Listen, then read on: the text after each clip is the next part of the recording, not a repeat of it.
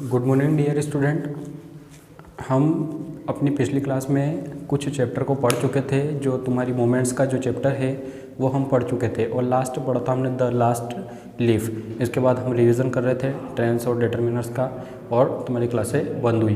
अब बंद होने के बाद फिर से अपन को ऑनलाइन पढ़ना पड़ रहा है। अब ऑनलाइन पढ़ रहे हैं अपन, तो सबसे पहला काम तुम्हें क्या करना है, कमेंट सेक्शन में अपना नाम ड्रॉप कर देना है ताकि आपकी अटेंडेंस वहाँ पर शो की जाए आपके स्कूल के रजिस्टर में।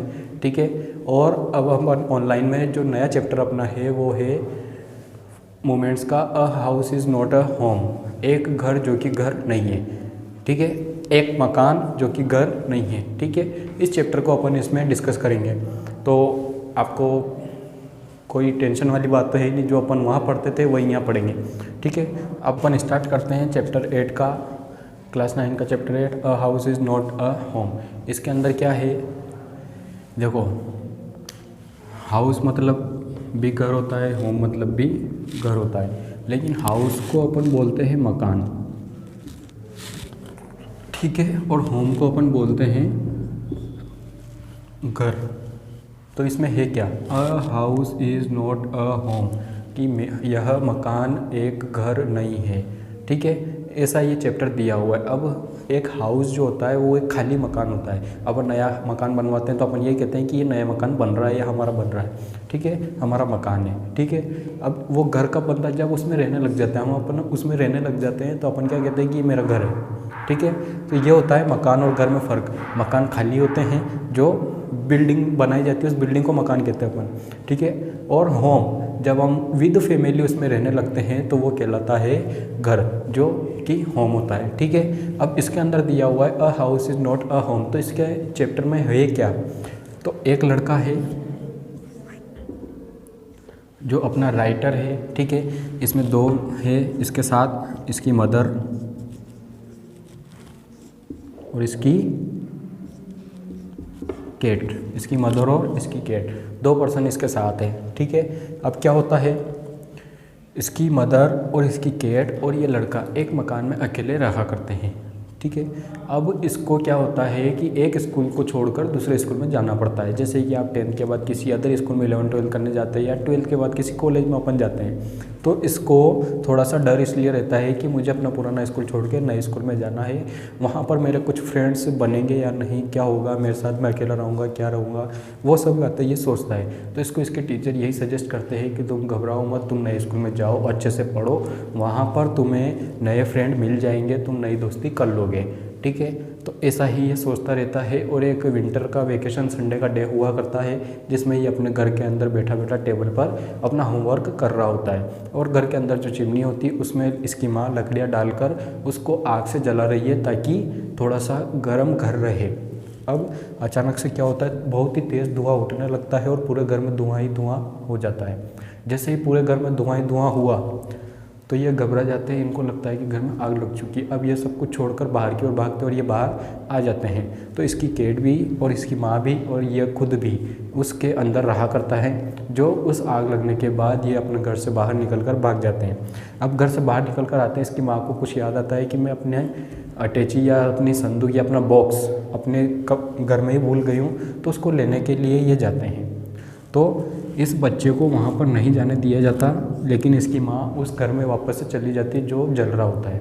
अब वहाँ से आग काफ़ी तेज़ उठ चुकी है तो लोग इकट्ठे हो जाते हैं और फायर ब्रिगेड को भी बुला लेते हैं। जैसे ही फायर ब्रिगेड आती है तो जो फायरमैन होते हैं, अग्निशामक जो यंत्र लेकर आते हैं व्यक्ति, वो इस बच्चे को अंदर जाने से रोक देते, इसको अंदर नहीं जाने देते और वो लोग कुछ करके इसकी माँ को गर्म कंबल में लपेटकर बाहर ले आते हैं जिससे कि यह जले नहीं।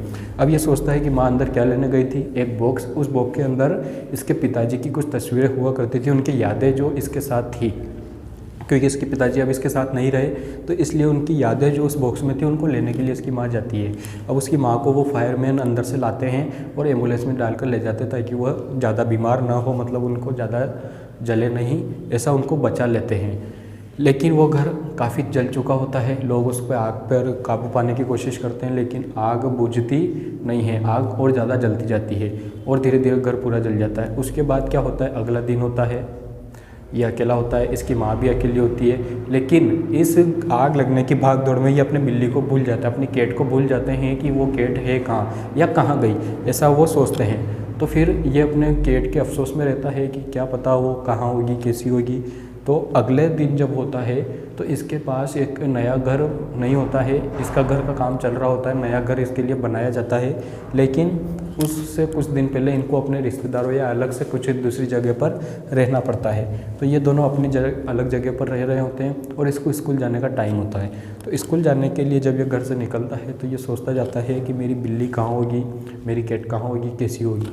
और जाते जाते ये स्कूल पहुंच जाता है। स्कूल पहुंचते ही ये सोचता है कि मेरे नए फ्रेंड्स कैसे होंगे, वो मुझे एक्सेप्ट करेंगे नहीं करेंगे, मेरे साथ क्या करेंगे, कैसा बिहेव करेंगे, ये सब ये सोचता रहता है।